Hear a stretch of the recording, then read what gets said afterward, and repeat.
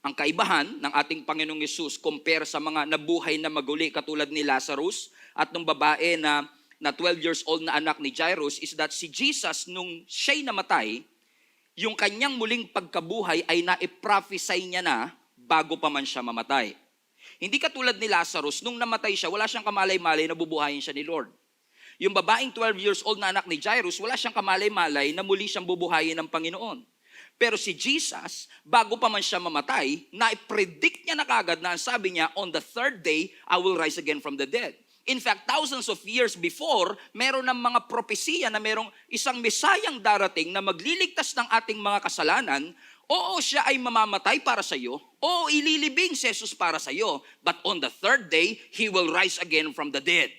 Ibig sabihin, yung kanyang ipinangako bago pa man siya mamatay, na siya ay muling mabubuhay, hindi nabigo ang mga disipulo. Hindi nabigo tayong nananampalataya sa kanya sapagkat yung pinangako niya, tinupad niya.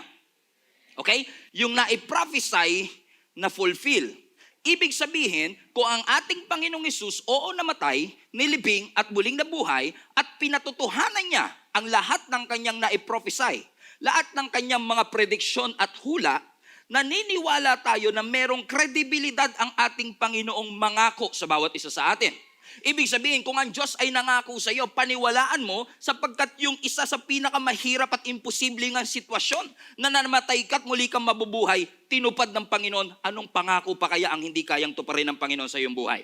Ibig sabihin, nung ang ating Panginoong Hesus ay bumaba mula sa langit, hindi tayo deserving, pero bumaba ang Panginoon dahil sa kanyang pag-ibig. Hindi natin kayang abutin ng langit, kaya langit ang umabot sa atin. Hindi tayo perfecto, pero ang Diyos ang ating perfection. Mahina tayo, hindi tayo karapat-dapat, pero dahil sa pagmamahal ng Diyos, bumaba siya dito upang mamatay, ilibing, at muling mabuhay para sa bawat isa sa atin. At yung pagdating ni Jesus, dito sa mundo, finulfill ng ating Panginoong Hesus ang napakaraming propesiya na binigay patungkol sa Kanya 1,000 taon na ang nakakaraan. In essence, Jesus fulfilled the prophecy about His life, about His birth, about His ministry, about His death, and about His resurrection. At kung finulfill ng Lord ang lahat ng mga prophecy ito, naniniwala tayo na kung nangako siya na babalik siya, tutuparin niya yung pangako niya na yon sa bawat isa sa atin. Amen? Although we believe na may mga prophecy pa about Jesus that is yet to be fulfilled, pero mangyayari yan sa muling pagbabalik ng ating Panginoong Hesus. Ibig sabihin, kung naniwala ka na si Jesus ay namatay at muling nabuhay, at tinupad ng Lord ang kanyang pangako na oo, namatay siya at muli siyang mabubuhay, pwedeng-pwede mong panghawakan ng katotohanan na sinabi ng Panginoon na siya ay babalik muli. Si Jesus nag-prophesy, ako'y mamamatay, pero ako'y mabubuhay muli. Nangyari? Nangyari. Ngayon, nag-prophesy uli ang ating Panginoong Hesus bago siya umakyat ng langit. Babalik ako. Ang tanong, mangyayari kaya? Because kung hindi yan mangyayari, bali wala ang pag-asa natin. The hope that we have as believers right now is the fact that Jesus promised us and prophesied that He will come back again. Yan lang yung pag-asa nating mga Kristiyano. Kasi kung hindi babalik ang ating Panginoong Hesus, baliwala ang lahat ng ating pananampalataya at pagpapagal. Tama ho ba mga kapatid? Ibig sabihin, Jesus is coming back again soon. Ang ating Panginoong Hesus ay muling babalik. Newsflash. In case hindi ka naniniwala, si Jesus ay muling babalik.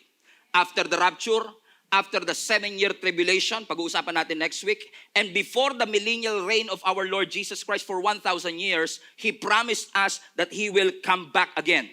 Ibig sabihin, kung naniniwala tayo sa lahat ng pangako ng Diyos at tinupad ng Panginoon, naniniwala din tayo na kung nangako ang Diyos na siya'y babalik, it is sure, it is certain, it is rock solid, and it is our immovable hope. At sa kanyang muling pagbabalik, ang second coming ng ating Panginoong Hesus comes with great power and with great glory. Ang muling pagbabalik ng ating Panginoong Hesus will be, not probably, the second coming of Jesus Christ will be the most spectacular, jaw-dropping scene in all of history. The second coming of our Lord Jesus Christ will be personal, will be visible.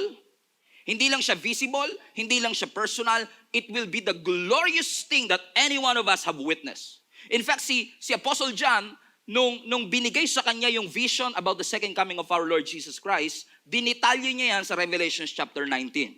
So kung tayo man ay nandoon at present sa muling pagbabalik ng ating Panginoong Yesus, ano ang ating makikita? Ang sabi ng Revelation 19, verse 11 to 16.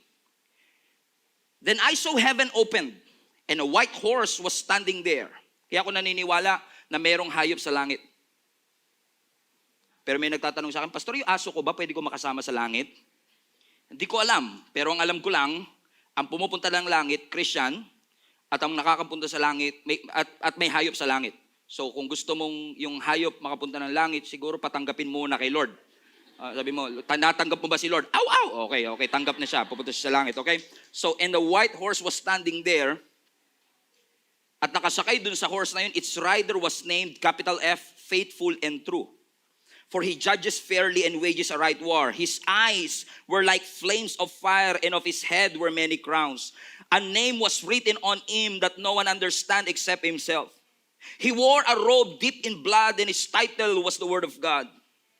The armies of heaven, dressed in finest of pure white linen, followed him on white horses.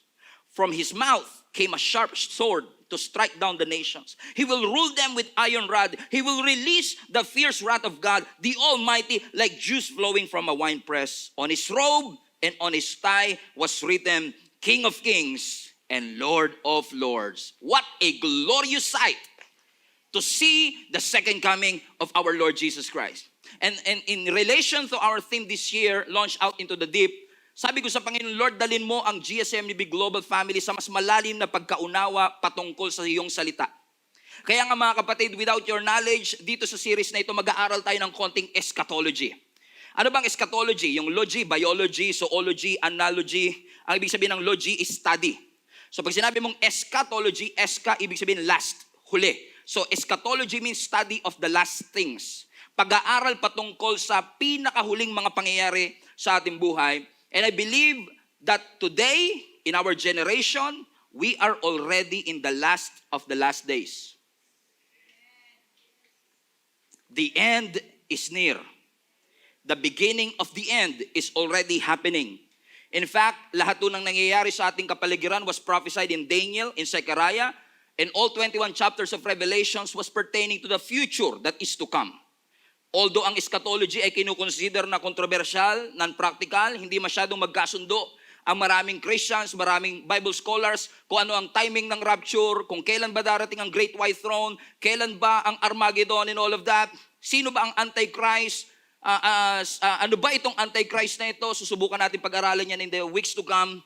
Pero alam ko hindi tayo magkasundo sa timing na ito, pero alam ko lahat tayo nagkakasundo, si Jesus ay muling babalik. At yung kanyang muling pagbabalik will play a major role in this study of the last days. Bakit second coming? Extra rice po kasi, Pastor, yung bumalik ako, second coming na yon. Yun yung extra rice, okay? Bakit si Jesus ay babalik for the second time? Ano ba yung first coming? Pumunta na ba si Jesus dito? Yes, ang first coming was on Christmas. Nung ang ating Panginoong Yesus ay bumunta dito sa earth bilang baby, lumaki siya, nag-minister, namatay, nilibing at muling nabuhay para sa atin. So lahat tayo, most people agree with the first coming. Ang hindi tayo magkasundo, yung second coming. Okay, what's the difference between the first coming and the second coming? In fact, ang mga Jewish people, they still believe na yung first coming hindi pa nangyayari. Kaya maraming mga Israelites hindi Christian. Because hindi sila naniniwala na si Jesus yung Mesayang dumating, yung first coming. So hanggang ngayon, naantay pa rin nila yung first coming, samantalang tayo nag-aantay ng second coming. So ano ang difference ng first coming and second coming? Tignan nyo itong table na ginawa ko to differentiate the first coming and the second coming. Sa first coming, He came to die for our sin. Sa second coming, He will come to rule. Difference yan. Sa first coming, He was rejected. Sa second coming, He will be received. Sa first coming, He came as a servant. Sa second coming, He will come as a judge and as a king. So ibig sabihin, merong major difference between the first coming and the second coming. So ibig sabihin, wala tayong problema sa first coming. May problema tayo saan? Sa second coming. In fact, the generation of believers believed na sa panahon nila darating yung second coming. And ngayon, naniniwala tayo na sa generation natin darating ang ating Panginoong Yesus. Amen? Kung kaya't may mga tao, lalo yung mga hindi naniniwala sa Diyos, lagi tayong sinusubok, lagi tayong pinipersecute. Ilang libong taon na yung pinangakong second coming, hindi naman bumabalik. Ilan ng mga religious leaders ang nag-predict ng muling pagbabalik ni Jesus, hindi naman nangyari. Baka naman hindi na totoo yung Diyos na pinapanampalatayaan ninyo. Baka naman yung pangako niya, hindi niya na kayang tuparin. Posibleng mangyari at posibleng pinagdadaanan natin.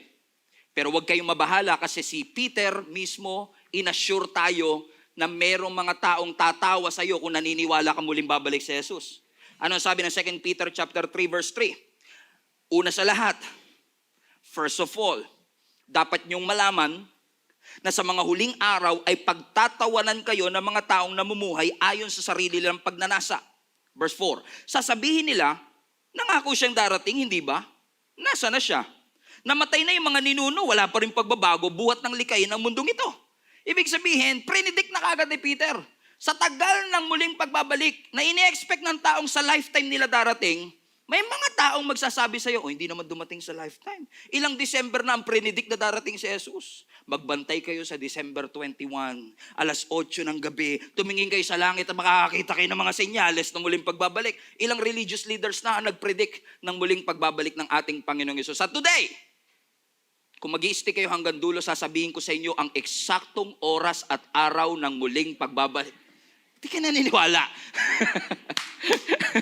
Tama, hindi na rin kayo naniniwala. Amen? Bakit? Kasi sinabi ng scripture, hindi natin malalaman kung kailan. Alam natin ang season, alam natin nasa huling araw na tayo, pero hindi natin alam ang eksaktong araw. Ibig sabihin, the beginning of the end is already happening. But I can certainly say to you, with confidence that Jesus is coming back. So nasa huling araw na nga ba tayo? Are we in the end times? Tayo nga po ba ay nasa mga huling araw na? Alam niyo mga kapatid, marami din ang nagtatanong katulad ng mga unang disciple, tinanong nila si Jesus, Lord, sabi mo babalik ka, anong senyales na ikaw ay muling babalik? Sumagot ang Panginoon. Ang sabi ng Matthew chapter 24 verse 3, habang si Jesus ay nakaupo sa bundok ng Olibo, and I believe the Mount of Olives, merong matinding part sa muling pagbabalik ng ating Panginoong Jesus. I actually believe in my opinion that Jesus will come back at that exact place, the Mount of Olives. Pahilihim siyang tinanong ng kanyang mga alagad, kailan po ba mangyayari ang sinasabi ninyo? Yung pagbabalik niya. Ano po magiging palatandaan ng inyong muling pagparito at katapusan ng mundo? Sino sa inyo nagtatanong, kailan ba matatapos ang mundo? Sabagay, concern nyo muna ngayon yung katapusan ng buwan, di ba? Kung kailan kayo magbabayad. Okay, wala na muna yung katapusan ng mundo. Okay, so nagtatanong sila, kailan ba ang katapusan ng mundo? Sumagot si Jesus. Verse 4, mag-ingat kayo upang hindi kayo maligaw ng kahit sino. Maraming pupunta sa inyo sa pangalan ko at magpapanggap silang Kristo. Meron ba? Meron bang pumupunta at nagpapalaganap na sila na ang susunod na Kristo? Appointed? Okay. Mag-ingat daw kayo sapagkat marami siyang maliligaw. Verse 6, makakarinig kayo ng mga gera, labanan, at makakabalitan ng mga digmaan sa iba't ibang dako. Nangyayari? Nangyayari. Ngunit huwag kayong mabahala. Dahil talagang mangyayari yan. Yun. Kasi minsan masyado tayo nakatingin sa gera. Ang sabi ng Lord, signs yan ng paparating na end times. Sa muling, kung excited ka sa second coming, dadaan ka talaga dito sa sign. Pero hindi porket nakakita ka ng sign, yun na yun. Sa NLEX ka, pag nakakita ka San Fernando, Pampanga, nasa San Fernando ka na ba? Hindi pa. Sign lang yun. Ng papuntang destination. So sinasabi ni Jesus Christ, kung makakita man kayo ng mga digmaan, kung may mga magpo-profess mang sila ang Kristo, huwag na kayong masurpresa. Maging alerto kayo, pero huwag kayong masusurprise. Kasi talagang darating yan. Pero bilang mananampalataya, huwag kayong mababahala dahil talagang mangyayari yan, bagamat hindi pa yun ang katapusan ng mundo. Ang linaw naman, di ba? Okay? Klaro ba mga kapatid? Verse 7, maglalaban ang mga bansa. Nations will rise against nations. Gayon din ang mga kaharian. Kingdom against kingdom. Magkakaroon ng famine, tagutom, lilindol sa maraming lugar. Nangyayari? Verse 8, ang lahat ng mga ito'y pasimula pa lamang. Ayun na, patay tayo. Pasimula pa lang yun, Lord. Pasimula pa lang ng paghihirap na tulad ng isang babaeng nanganganak. Bear that in mind. Verse 9, pagkatapos ay kakaputan kayo ng lahat dahil sa inyong pagsunod sa akin, isasakdal kayo upang pahirapan at patayin. Ibig sabihin yung mga nangyayaring yan, simula pa lamang yan. Kasi darating ang persecution that Christians will die. Christians will suffer in the name of Jesus. Verse 10. At dahil dito ay maraming tatalikod kasi ayaw nilang mamatay at ayaw nilang mahirapan. So may mga tatalikod sa kanilang pananampalataya, mapupuot sila at magtataksil sa isa't isa. Verse 11. Marami ang magpapanggap na propeta at ililigaw ang mga tao. Ang tawag dito, false prophet. Now, ang question, paano natin malalaman kung ang isang propeta ay peke? Ang sabi ng Deuteronomy chapter 28, kapag daw ang isang tao o propeta ay nagbanggit ng isang mensahe under the name of God. Ibig sabihin, sinasabi ng Panginoon, pero hindi nangyari. Sabi ng Deuteronomy 28, peke yan. Amen? So paano natin madidistinguish ang false prophet? Kung nagsasalita siya under the name of God, pero hindi yan nangyari, he's considered to be a false prophet. Ano ba sabi ng Deuteronomy 28? Deuteronomy 18:22. Look at your Bible. Yung sinasabi ng Panginoon dyan.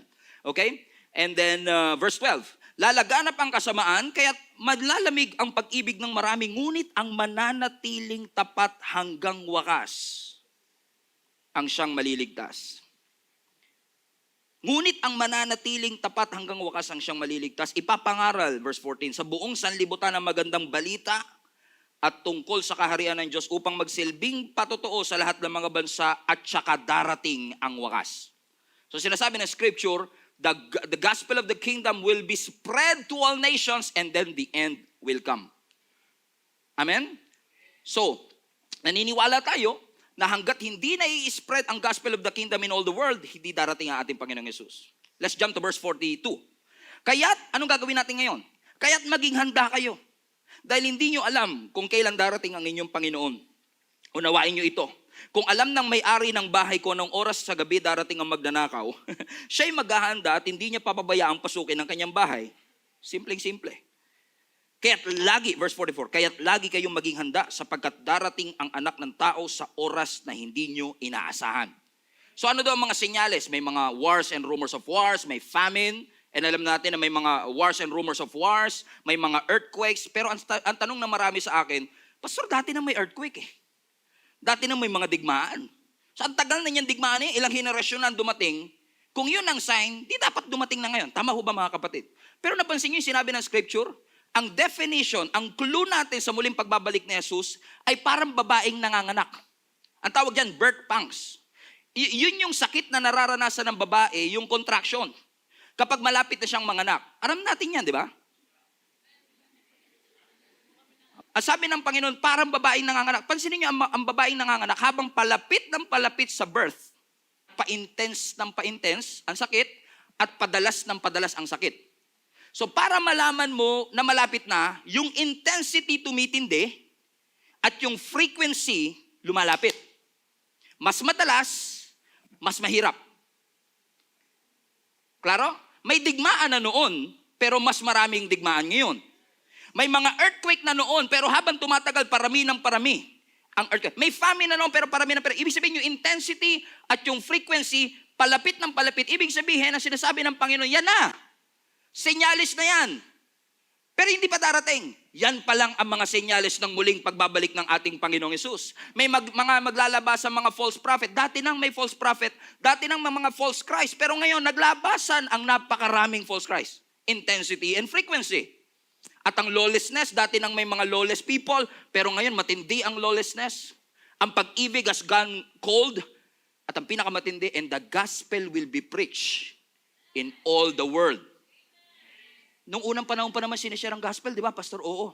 Pero sa social media era that we have right now, yung sinasabing preach the word to the ends of the earth, mas posible ngayon compare before. Amen? So it is a clue that the end is near. In fact, ngayon yatang generation ang may pinakamaraming Christians in all generations. At ibig sabihin, mas maraming Christian. Kasi nung bata ako, pag naririnig ko yan, the gospel will be preached in to the ends of the earth, alay ko sinasabi, dapat pala maghiwa-hiwalay na tayo para mapabilis. Kasi dati pupunta ka lang ng probinsya, ilang araw ka magbabarko. Parang hirap-hirap ng buhay. Pero ngayon, kahit nasa bahay ka, mag-live ka lang sa Facebook, everyone in the whole world have access. Mag-picture ka ngayon sa cellphone mo, in 2 seconds, nasa Brazil na kagad yun. Nauna man yung sinasabi ko. So, ibig sabihin yung intensity and frequency, is already here. So ang tanong, how can you be so sure, Pastor, na ang ating Panginoong Jesus ay muling babalik? I'm very, very sure. You know why? Kasi yung sinasabi ng Bible at yung nangyayari sa ating kapaligiran ngayon, by the way, this was written thousands of years ago, and yet yung lahat ng kanyang prophecy was happening in our generation. It adds up. It adds up. In fact, ang sabi ng scripture, sa muling pagbabalik ni Jesus, ikakasal tayo sa Kanya. Excited ba kayo ikasal kay Jesus? Sino sa inyo excited na ikasal? Lalo yung mga single, no? Lord, salamat. Diba, kahit hindi ako makasal dito, at least may pag-asa pa. At mas grabe pa yung celebration pagdating doon, wala pang gastos. Amen. Amen.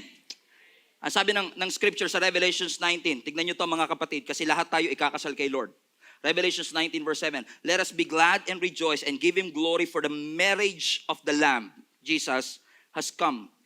And His wife, His bride, the church, tayo yun, has made herself ready. In other words, sa muling pagbabalik ni Jesus, sa second coming of our Lord Jesus Christ, kapag tayo ay na-caught up in heaven, we will be raptured. Sabi ng scripture, the 7-year tribulation will come. And then the millennial reign of Jesus Christ will come. Sa muli niyang pagbabalik in the second coming of our Lord Jesus Christ, lahat ng kanyang mga anak, ikaw at ako, kung nanampalataya ka, genuine sa ating Panginoong Hesus, tayong lahat, the church will be married, ikakasal sa ating Panginoon. So while I was reading this concept na ikakasal tayo sa Panginoon sa kanyang muling pagbabalik, napatanong ako. Sabi ko, meron kayang relationship ang Jewish wedding? Kasi pansinin niyo, every time na pinipreach ni Jesus ang second coming, ang laging illustration niya, kasal. Pansinin niyo, laging kasal. So sabi ko, meron bang relationship yung second coming ni Jesus Christ sa Jewish wedding? So nagkaroon ako ng konting pag-aaral paano ba ginagawa ang Jewish wedding compare sa culture natin, kasi sa culture natin, ibang-iba sa culture ng mga nasa Middle East. So pinag-aralan ko ano ang relationship ng kasal ng mga Jewish people sa second coming ni Jesus Christ.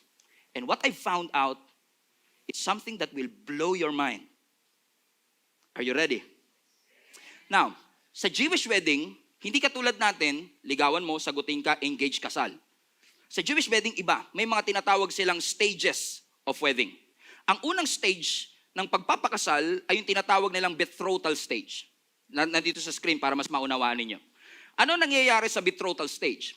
Sa betrothal stage, yung groom, iiwan niya yung kanyang bahay, magta-travel siya sa bahay ng babaeng kanyang papakasalan para ito'y bilhin. Huwag kayo magugulat sa pagbili. Kasi kung kayo, taas kamay lahat ng mga nasa Middle East, lalo yung mga nanonood online, nung nakapunta ako ng Qatar, one day habang nagbabiyahe kami, ang dami ko nakikita mga bahay na punong-puno ng Christmas lights, hindi naman Pasko.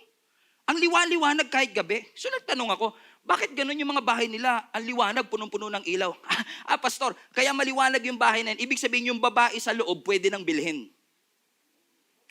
Okay? Ibig sabihin, yung lalaki, halimbawa ako, may intention ako magpakasal, pupunta ngayon ako, available. Punta tayo ngayon dyan, okay? Ibig sabihin, available ka, may pera ka, pwede kang pumunta ron to actually purchase her. Amen? Sa susunod, pag nakapasok ka na sa bahay, magbibigay ka ng token o dowry. Magbibigay ka ng, sa atin di ba meron din sa mga unang panahon, na mga token na sinasabi mong, okay, can afford ako.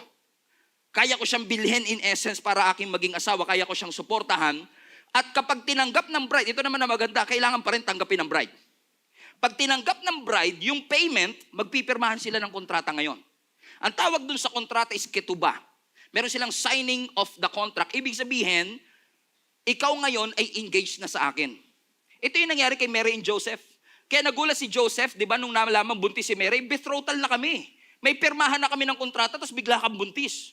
Hiwalayan ko na yan. Di ba, kaya sabi niya, I will divorce her. Naalala niyo mga kapatid? Mary and Joseph, nanay tatay ni Jesus. Come on, review. Okay. Second coming na tayo. Ano pala? Christmas pa lang tayo. Okay. Very good.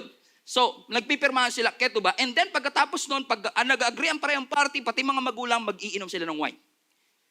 Okay? Pagkatapos ito, sa stage 2, mga kapatid, pupunta sila sa tinatawag nilang presentation.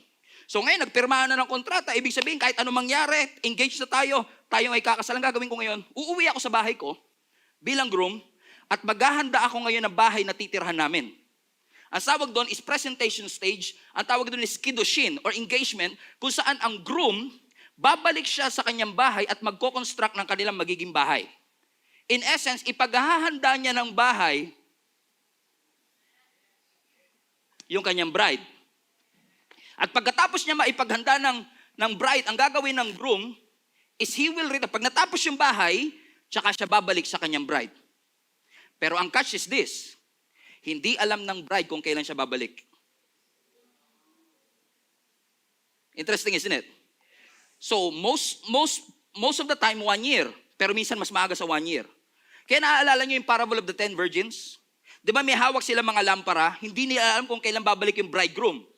Kaya walang oil yung iba may oil, at kailan babalik? Di ba nung may sumigaw na, andyan na ang groom! Tsaka lang nila. Wala silang kamali-mali kung kailan. Nag-aantay lang sila sa muling pagbabalik ng groom. Ine-expect nilang babalik, pero hindi nila alam kung kailan. And then, sa kanyang muling pagbabalik stage 3, yung tinatawag nating ceremony. So, darating ang groom, pero i-a-announce ang kanyang pagdating sa pamamagitan ng pagsigaw. So, sisigaw ngayon, andyan na ang groom! At lahat sila maa-alert. And upon arrival, the bride will remain hidden for 7 days. Lalo yung mga sobrang critical sa kanilang culture, hindi mo na lumalabas ang bride for 7 days. Ang bride will remain hidden for 7 days. Habang hinahanda yung ceremony ng kanilang kasal, at pagkatapos ng ceremony, ang pinakauli sa lahat, i-consummate nila, verse 4, they will consummate their marriage and live together as husband and wife. Doon na mapupunta sa honeymoon stage. So what now, Pastor? Balik tayo sa stage 1. Stage 1. Ang sabi sa betrothal stage, yung groom, iiwan yung kanyang bahay, pupunta sa bride para bilhin siya. Katulad ng ating Panginoon. Iniwan niya yung kanyang heaven, tinitirhan, para pumunta sa earth, tinitira nating mga bride, to purchase us. Para bilhin tayo. Anong binili ng Panginoon sa atin sa pamamagitan ng kanyang dugo? Binili niya tayo sa pamamagitan ng dugo. At kapag binili na tayo, ang groom natin ay magbibigay ng kanyang token. Ano yung token ng Panginoon? Yung kanyang buhay. Binigay niya sa atin. At pagkatapos, at kapag yung bride tinanggap, pag tinanggap mo, magpipirmahan kayo ng kontrata. Because when you accept the blood of Jesus in your life, you are now under a new covenant. Para kayo nagpipirmahan ng bagong covenant ng Panginoon. Ano sinasabi nyo? Amen? Ang sabi ng Panginoon, babalik ako muli. Pero sige, sa muling pagbabalik mo, nandito lang ako. Sa'yo lang ako. May covenant. Sa muli niyang pagbabalik, and then they drink cup of wine. They don't have any idea. Amen? That the drinking of a cup of wine or communion sa atin is very relatable. That after the purchasing, nung binili tayo sa pamagitan ng kanyang dugo, amen, we have now the bread and the wine as a proof of the sacrifice of our Lord Jesus Christ. Amen. Now, ang sabi ng scripture, pagkatapos ng stage na to, aalis uli ang groom. Umalis ba si Jesus? Umalis. Pero nangakong, anong gagawin niya raw sa langit? Sabi doon sa binasa natin sa John 14. Di ba sabi na sa John 14, babalik ako, ipaghahanda ko lang kayo ng mansyon nyo sa langit. Balik tayo sa stage 2. Ang sabi ng stage 2, sa kiddushin, yung groom babalik sa kanyang bahay at magko-construct. Hallelujah. Praise the Lord. Amen. Magko-construct ng kanilang sariling bahay, and then, paggawa na yung bahay, the groom will return for his bride. He will come back. But, hindi natin alam kung kailan. So we have to wait. Until finally sa stage 3 rather, sa stage 3, darating ang groom, and it was announced with a shout. Sa pagtunog ng trompeta, Jesus is here! At sa kanyang puling pagbabalik, makakasama tayo. The bride will remain hidden for days. You know why? Because yung 7 days dito is a picture of the 7-year tribulation. We will be hidden with Him. Hindi tayo kasama sa paghihirap. We will be hidden for 7 years until the second coming para sa ating stage 4, sa ating ceremony kung saan i-consummate natin ang marriage natin, and we will live with God for eternity. Praise the Lord. Alam niyo yung feeling na habang nag-aaral ka, gusto mo sumigaw pero wala. Wow! Lord! What a revelation. Sabi ng Matthew 24 verse 50 rather, babalik ang Panginoon. Actually, talinhaga to, kinat ko na lang sa verse 50 for the sake of time. Matthew 24 verse 50, babalik ang Panginoon ng aliping yon sa araw na hindi niya inaasahan at sa oras na hindi niya alam. So, my friends and family, maraming Christians ngayon are obsessed with trying to figure out kung kailan babalik ang ating Panginoon. We are not called to figure out what day Jesus will come back. We are called to be ready. Live ready until He's coming. So it's not what day, but be prepared today. Maging handa tayo ngayon. So ang tanong, importante bang pinag-aaralan natin ang muling pagbabalik ni Jesus? Importante bang alam natin na si Jesus? Yes! Because kung naniniwala kang si Jesus ay muling babalik, makaka-apekto yan sa buhay mo. Makaka-apekto yan sa behavior mo. It will impact your attitude. So kung seryoso ka talaga sa future mo at seryoso kang muling babalik ang ating Panginoong Jesus, dapat nakaka-apekto yan sa present mo. Kapag seryoso ka sa future, makaka-apekto yan sa discipline mo sa present. Bakit, Pastor, may mga Christians ngayon na parang tamad, parang walang pakialam? Ibig sabihin lang, hindi sila seryoso. Kung may manliligaw kang tamad, hindi seryoso yan. Kasi kung seryoso ka talaga, na ikaw ay mapasagot, ay ipupurso ka niyan, ihahatig ka niyan. So kung pinaglalakad ka niya mag-isa ng hating gabi, hindi seryoso yan. Single sa agad tayo Single and secure. Amen? Bakit mga kapatid? It's very simple. They are not serious. Kasi katulad ng parable of the talents. Di ba? Nung umalis ang master, hindi nila alam kung kailan babalik. Same chapter yan, Matthew 25. Pati yung parable of the 10 virgins. Hindi nila alam kung kailan uli babalik. At ang tanong ko lamang sa Lord,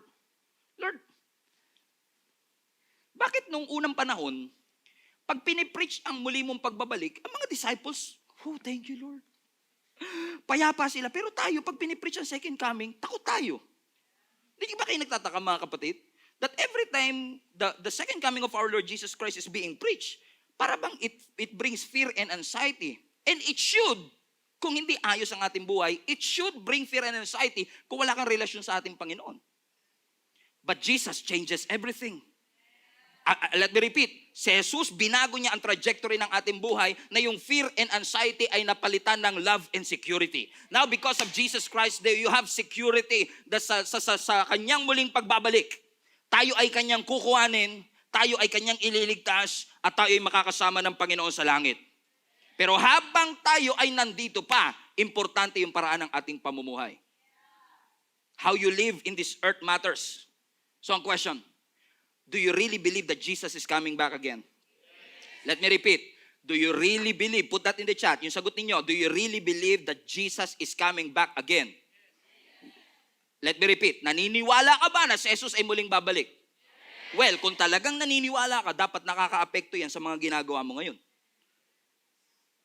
Kaya nagtataka ko sa iba, naniniwala daw sa tithes and offering, pero hindi nagta-tithes. It doesn't make sense, isn't it? If you really believe what you believe, it will affect how you act, how you talk, how to live your life. Now, knowing that Jesus will come back sa panahon na hindi mo alam at sa panahon na hindi mo inaasahan, dapat may sense of urgency. Hindi ka papayag na merong member ng family mo na hindi kumikilala kay Lord. If you really believe what you believe. Yung nga lang minsan, we profess we believe, but we don't really believe. Amen. Naniniwala ka bang dapat nagtututbrush tayo? Come on. Layo, pastor Seryoso na kami Dito na, toothbrush na naman. Sino sa inyo naniniwala na kailangan tayo nagtututbrush? Nagtututbrush ka ba? O buti pa yung toothbrush, pinaniwalaan mo, ginawa mo. Pero minsan tayo naniniwala tayo sa muling pagbabalik ng ating Panginoong Jesus, pero bakit walang epekto? Bakit parang we're still complacent? Amen? Alam niyo kung bakit most of Christians right now, sabi nga ng scripture, sabi ni Apostle Paul, even the elect will be deceived pagdating ng last days. Kasi minsan tayo, we are believing in our chosen truth. But believing in your chosen truth doesn't make it true. Hindi porket naniwala ka sa ganitong katotohanan, yun ang katotohanan. Amen? And when you believe that Jesus Christ will rise again from the dead, and He will come back again, yung decision mo na yan ay makaka-apekto. In fact, let me just say this to you.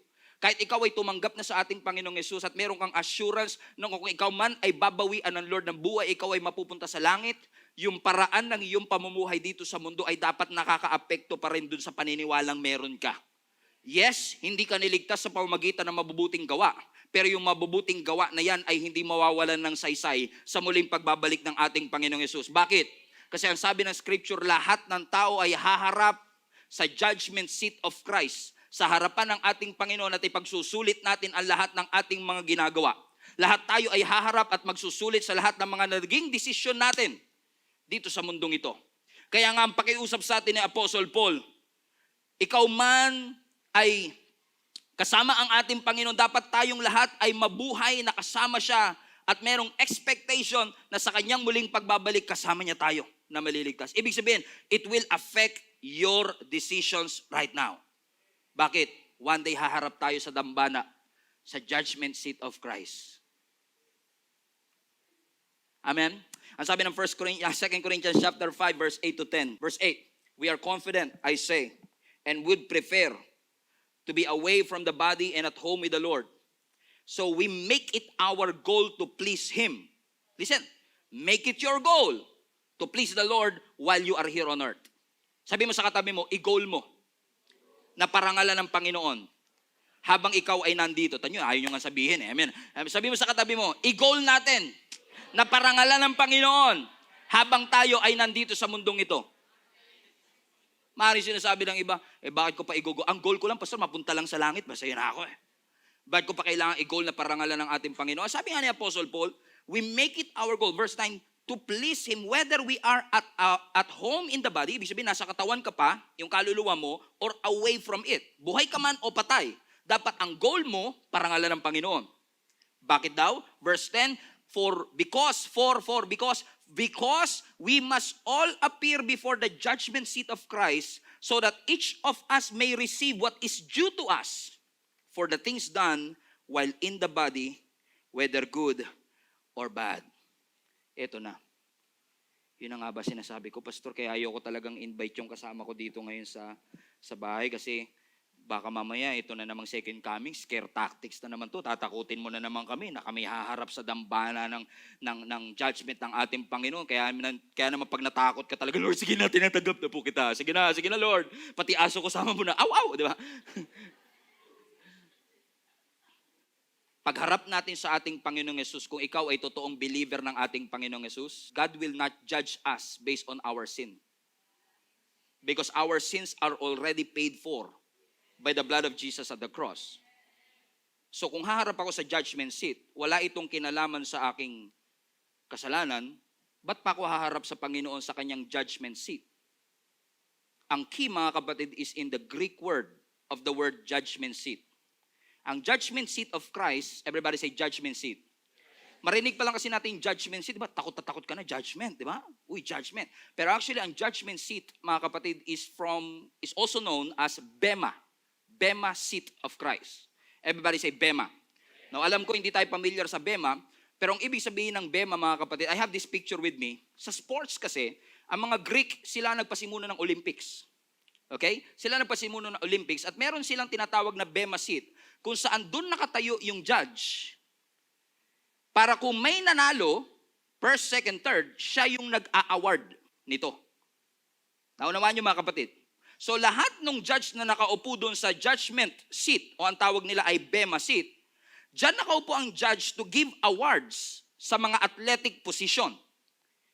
Okay? Bakit kaya ito ang ginamit ni Apostle Paul na analogy? Because ang mga taga-Corinth, they love sports. Kaya pansinin niyo sa Apostle Paul, in all of his epistles, madalas niyang gamitin yung analogy ng sports.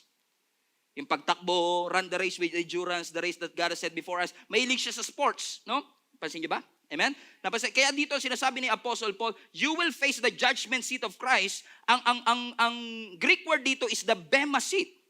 When Christians are facing the Bema seat of Christ, you will not be judged if you will go to heaven or not. So it's not about the issue of your salvation. It is the issue of your stewardship. Naging mabuting katiwala ka ba sa mga bagay na pinagkaloob sa atin ng Panginoon? Bakit the moment you accepted Jesus Christ as your Lord and Savior and you live your lives worthy of the calling to which you have been called, there is an assurance because of the faith that you have in Jesus Christ that you are saved by grace, not by works. Pero hindi ibig sabihin hindi ka na mag-work. Kasi hindi ka saved by works, pero yung works mo i-judge pagdating ng dulo para malaman mo kung meron ka bang corona o wala. Kaya maraming takot, mga kapatid, sa judgment seat. Akala nila lahat tayo haharap, tas doon kasi di ba naniniwala kasi kayo sa mga pelikula na napapanood nyo? Di ba sa mga pelikula na napapanood natin, aakyat ka sa langit, pagdating mo doon, kasama mo yung maraming mga Christians, 7 billion people, nasa lobby kayo ng heaven, may malaking screen na nandun, tapos papanoorin nyo lahat ng mga kalokohang ginawa mo nung ikaw'y bata ka. Yoko. Diba? Kaya takot na takot tayo kasi nahihiya tayo. Paano kung nandito yung kasamahan ko? Paano kung nandito yung mga kasamahan ko? Because we are afraid na makita natin ang ating mga kasalanan doon sa screen na yun. By the way, hindi biblical na may screen sa Bible, may screen sa heaven, although naniniwala kong posibleng meron kasi advanced technology meron sigurado ang heaven. Internet is faster than, hallelujah. Praise God. Wild imagination lang, hindi biblical. Pero ang sinasabi ko mga kapatid, I believe with all my heart that when we face the judgment seat at tayong lahat ay nasa isang arena katulad noon at tatawagin tayo, Stephen Prado, haharap tayo sa ating Panginoong Hesus. Hindi para husgahan, punta ka man langit o impyerno. Kasi napaka-cruel naman, di ba? Nasa langit ka na, papababain ka pa? Ano yung pinasilip lang sa yung labi? O total nasilip mo na, o inggit ka sa kanila, baba ka ngayon sa'yo. That doesn't make sense, isn't it? If you will go to heaven, you will go to heaven. If you will go to hell, you will go to hell. Amen? If you renounce Jesus as your Lord and Savior, at ni-refuse mong tanggapin si Jesus bilang Panginoon at tagapagligtas, walang salvation sa'yo, kapatid. Pero the moment na tinanggap mo ang ating Panginoong Jesus as your Lord and Savior, and you live your lives by the grace of God worthy of the calling to which you have been called, naniniwala ako, you got born again, and since you got born again in the Spirit, you will be with God in heaven, together with your family and friends. Kaya ako naniniwala mga kapatid, may nagtanong sa akin, Pastor, pagdating ba natin sa langit, magkakakilala ba tayo? I think so. I think magkakilala tayo. You know why? Kasi napansin niyo yung story ng ni Lazarus at yung rich man na napunta sa Hades, na sinabi nung rich man, Abraham, pwede niyo po bang utusan si Lazarus na ilagay niya lang po sa tubig yung kanyang daliri, ilalagay ko lang po sa dila ko sa sobrang init? Ibig sabihin, kilala niya. Tama? Si David, minsan nanalangin siya nung namatay yung kanyang anak. Sabi niya, Lord, one day I will see him in heaven. So I really believe magkakilala tayo. Tsaka it doesn't make sense. Tingnan niyo, halimbawa, tinawag ka, Stephen Prado, huhusgahan ka sa iyong mga ginawa. Babalikan natin ang iyong buhay. Ikaw ay naging pastor ng Jesus is Alive community. Naging pastor ba ako? Ang asawa mo ay si Jenny Pratt. May asawa ba ako? Imagine niyo kung di tayo magkakilala, you don't have memories of all. Ano i-judge sa'yo? Ano i-judge sa'yo? Paano mo malalaman na, oo nga, ginawa ko nga yun. Nag-share nga ako ng gospel. Nakakilala nga sila sa Panginoon. Hallelujah. Kung di mo naman maalala, I believe with all my heart, magkakilala tayo. Okay? When we go to heaven. But that's not the big issue. Kung hindi ka naniniwala, okay, fine. Walang problema. O hindi tayo magkalaban, okay? Minor lang yan. Hindi natin kailangan. Ang importante, naniniwala kang si Jesus andaan sa kaligtasan, okay? Okay, yun ang importante. Okay. Amen? Bakit? Pagharap natin sa Bema seat, ano ang titignan ng Panginoon? 1 Corinthians chapter 3. We're about to close. Verse 11.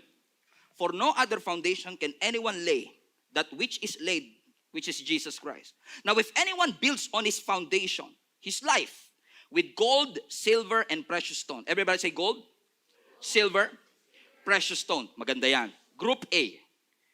Or wood, hay, and straw. Group B. Each one's work, bawat gawa natin, will be clear, for the day will declare it. Because it will be revealed by fire. Para yung susunugin yung gold, silver, and precious stone, susunugin yung wood, hay, and straw, and the fire will test each one's work of what sort it is. Verse 14. If anyone's work, gold, silver, or precious stone, or wood, hay, and straw, which he has built, it endures. Ibig sabihin, nung sinunog, hindi nasunog. He will receive a reward. Verse 15. And if anyone's work is burned, yung kabila naman, nalunod, he will suffer loss. But he will be saved. So kahit yung gawa mo, wood, hay, and straw, nasunog, wala kang crown, pero at least ligtas. Thank you, Lord. Pasang-awa nga lang. Hallelujah. Amen. Sabi mo sa katabi mo, huwag ka naman pumayag na pasang-awa ka lang. Hallelujah. Amen. Bakit? Ako, I'm an advocate na dapat tayong mga Christian, hindi natin pinupurso maging pasang-awa lang, okay na tayo. Mababang goal yan. Alam niyo kung bakit? Think about this. Ang ibubuhay mo lang dito sa mundo 70 years. Kung umabot ng 70. Pero malamang sa kinakain natin, baka 55 pa lang no? Atakihin na tayo sa puso. 55 to 70 years old, napaka-ikse. para magliwaliw tayo at magpakasasa. O kaya naman, ayoko mag-serve. Kilala ko si Jesus, tanggap ko siya, pero ayoko mag-serve. Ayoko magbigay ng tithes. Ayokong gawin ang pinapagawa ng Panginoon. Kaya nung sinunog dun sa Bema Seat, ay, ubos lahat Wala kang corona. Pasado ka, pero wala kang corona. Imaginein mo, buong buhay mo sa heaven, wala kang corona. For eternity. And wala lang tayong time to study. Even pagdating natin sa langit, God will place us in levels of influences. May mga taong may mga influences doon, yung maraming crown. Yung maraming rewards. They have influences. So imagine niyo, ay okay lang sa akin makapasa kahit walang crown. Pero for eternity. Wala kayo. Talagang satisfied na kayo, no? Galing talaga ng logic ninyo. Kasi may mga nagsasabi naman, pastor, paano to kung halimbawa, bago ako naging Christian, marami naman ako naging good works. Tumulong ako sa mahihirap, nagbigay ako sa mga charity. Pag sinunog yun, di ba, gold, silver, and gold. No, any works that you do, kung hindi mo kilala si Jesus Christ, is wood, hay, and straw. Kasi ang description ng Bible dyan is filthy rags. So lahat ng ginawa mo without Jesus Christ, all of them, is wood, hay, and straw. But every time you serve the Lord, you give to the poor, you share the gospel of Jesus Christ, and you do that with the right motive, sinunog ng Panginoon, wow, may eternal value. And all of us will receive crown. Ang sabi ng scripture, merong 5 types ng crown na pwedeng ma-receive ang mga Christian. We don't have time to study, pero kung disciplined ka, you have a crown. Kung may na-invite ka sa church at kumilala sa Panginoon, you have a crown. If you will endure until the end, you will have a crown. Ang mga pastors and leaders na naging tapat sa kanilang responsibility, you will have a crown.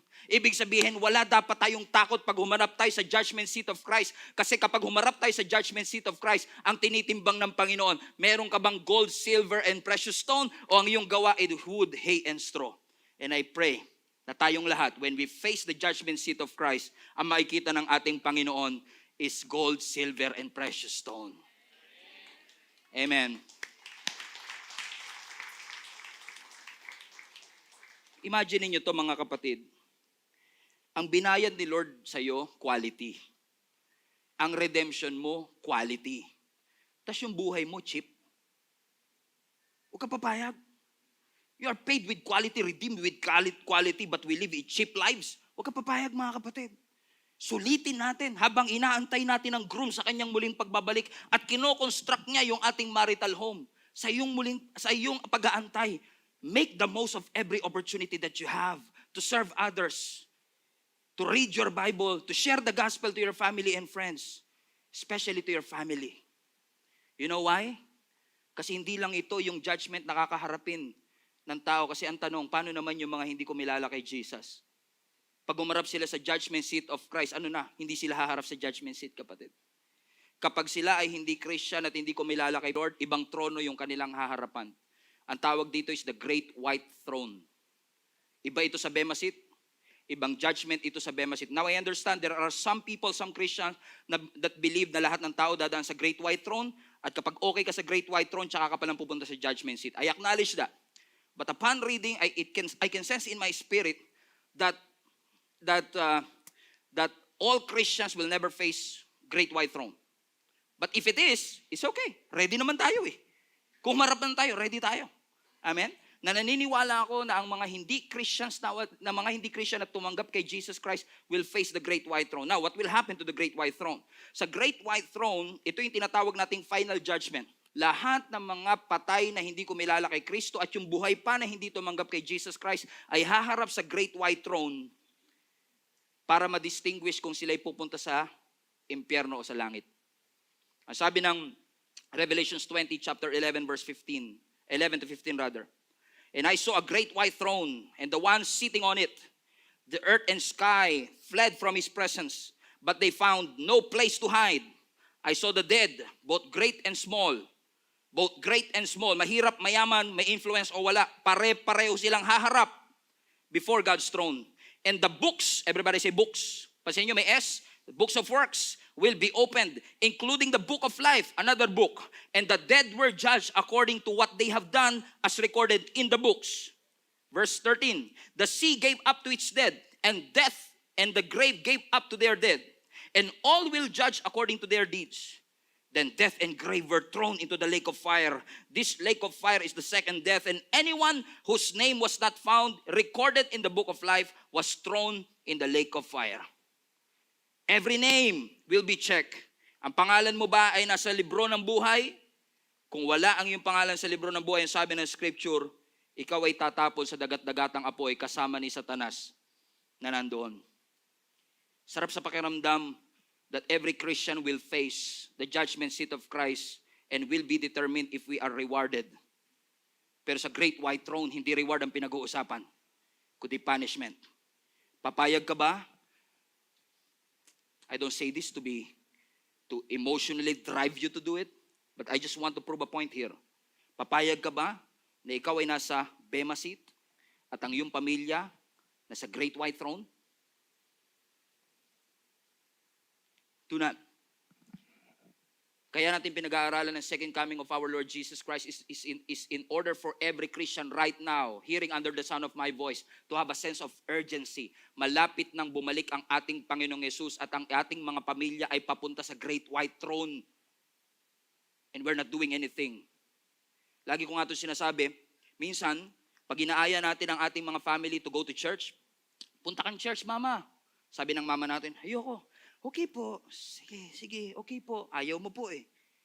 Pero minsan, pag inaaya natin sa swimming, ma, swimming tayo. Ayoko, sige naman, mag-i-enjoy ka dun. Mangingitim ako dun. Ako na bahala, sagot na kita. Buti pa sa swimming, pinipilit mo siya. Pero minsan sa church, isang hindi niya lang, okay na. Bakit parang mas may urgency pa tayo sa pag-i-invite sa swimming kaysa pag-i-invite sa kanila sa isang lugar na magkaka-apekto sa kanilang eternal value? Now, hindi ko alam ang inyong sitwasyon. Wala po akong balak na kayo ay husgahan and to emotionally drive you today para konsensyahin tayo. And that's not the point. My point is this. We will be judged based on the decisions that we'll make here on earth. Reward or punishment? I will choose reward. The time has come na muli na malapit na dumating ang ating Panginoon. Kung hindi mo tatanggapin si Jesus bilang iyong tagapagligtas, you will be punished. But if you will accept Jesus Christ as your Lord and Savior, you will be rewarded. So if you really believe that Jesus is coming back, and if you really believe in hell, please do something with your family. Please do something with your friends. Please do something with your office mates. And if it's true na talaga magkakilala tayo pagdating doon, maaaring sasabihin sa atin ng iba, ang tagal mo nang alam tong Jesus, ba't di mo man lang sinare sa akin? And they will face the great white throne because they have no idea about the Jesus that we accepted in our lives. So my friends and family, I want to encourage all of you, even those who are watching us online, huwag kang maging tahimik pagdating sa pananampalataya mo sa Panginoon. Kung sa swimming, ini-invite natin sila with urgency, ililibre mo pa sila. Try to invite them to church. Kung hindi man natin sila ma-invite sa church, invite them to read the Bible on their own. Ma, basahin mo to, John 1. Tapos i-report mo sa akin kung ano natutunan mo. Or better yet, kung ayaw pa rin, magpatugtog ka ng Christian song sa bahay. Habang naguhugas siya ng pinggan, ewan ko lang kung di niya makabisado, sabayan niya, I believe in God the Father, I believe in Christ the Son, I believe in the Holy Spirit, my God is 3-in-1. Pag wala ka, kumakanta na yun mag-isa unti-unti. And they will have relationship. Ang problema, hindi kasi tayo intentional eh. Amen? Huwag kang pumayag pag sinabi ng tatay mo, ayoko pa. This is for your eternity's sake. Para ito sa iyong kinabukasan. Amen? Because we want to invite them. We want to let them know that Jesus is coming soon and we don't want them to face the great white throne. We want them to be with us in the Bema seat of Christ, accepting rewards. So ang Bema seat of Christ is a recognition day for all of us. Para tayong sasabitan ng medalya ng ating Panginoon o ng corona for that matter, based on what we have done. So my friends and family, magkaroon tayo ng sense of urgency. John 14:6, Jesus said, I am the way. There's no other way. Jesus is the way. Jesus is the truth. And Jesus is the life. Good works is not the way. Coming to church is not the way. Hindi porket pumunta sa church, okay na. Ang Pepsi na nasa Coke na bottle, Pepsi pa din.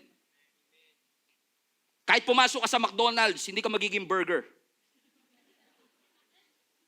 You have to have a personal relationship with our Lord Jesus Christ.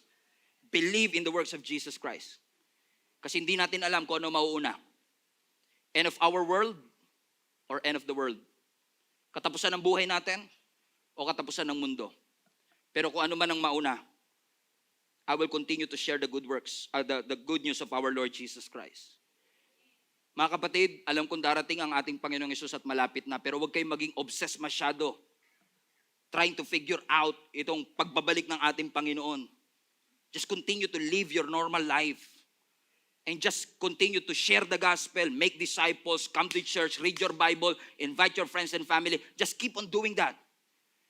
And hopefully by the grace of God, we will continue to advance God's kingdom by doing so. Kasi minsan masyado tayong obsessed sa pag-aantay kung kailan darating, na hindi natin napaghahandaan na kung yung mga kapamilya ba natin ay nandun. Ang utos ng Panginoon, be prepared. Live ready, hindi sinabing be paranoid. Paranoia is not preparation. Huwag tayong maging paranoid dito mga kapatid.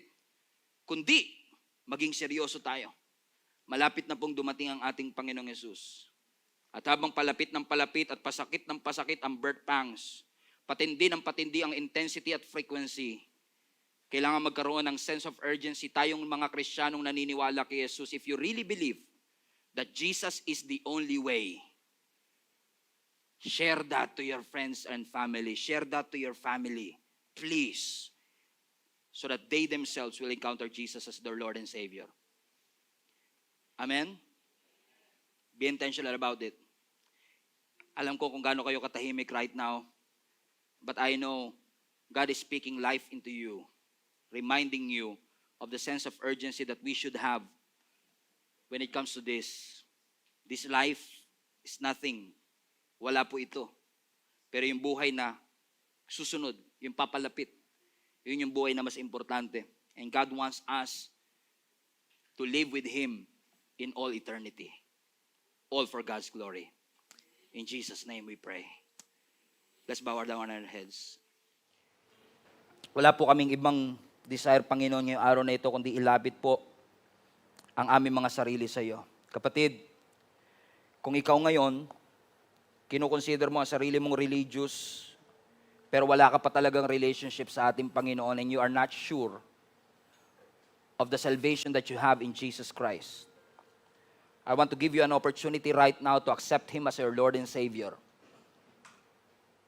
Hindi tayo tatanggap ng relihiyon, hindi pagsama sa isang organisasyon, kundi pagbubukas ng iyong puso para tanggapin si Jesus bilang Panginoon ng iyong buhay.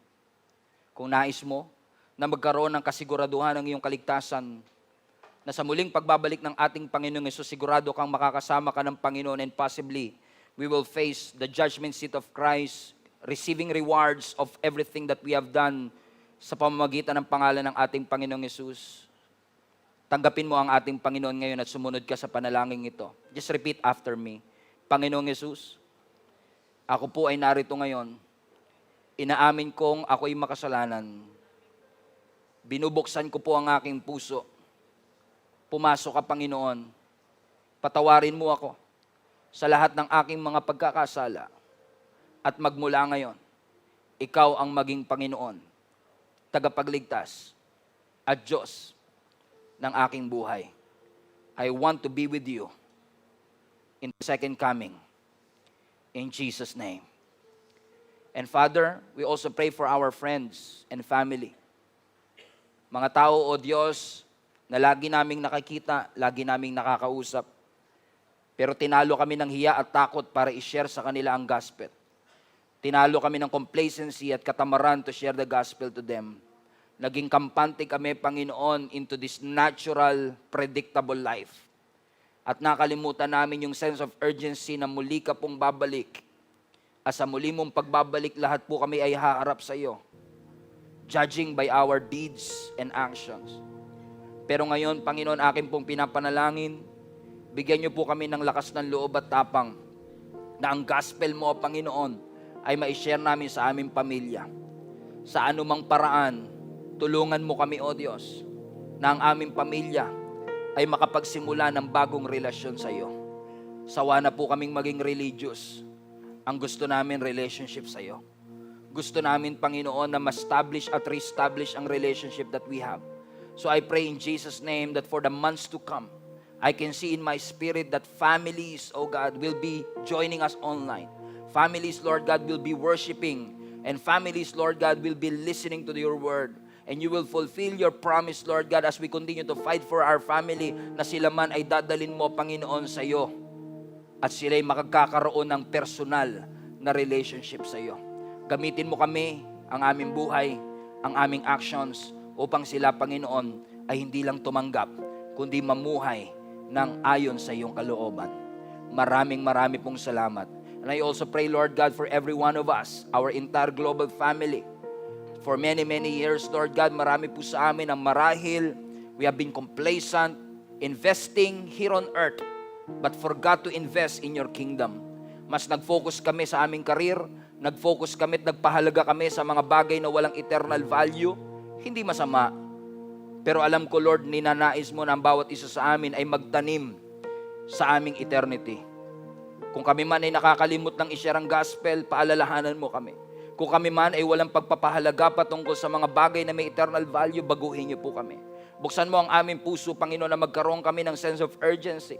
Na sa iyong muling pagbabalik, O Diyos, ang nais namin, hindi lang yung corona, kundi yung makapaglingkod kami sa iyo face to face. Na ikaw ay maaming makaharap, Panginoon, makita ka namin, Lord God, face to face, and we will experience everything that you have promised to fulfill in our lives. We honor you. We glorify you, God.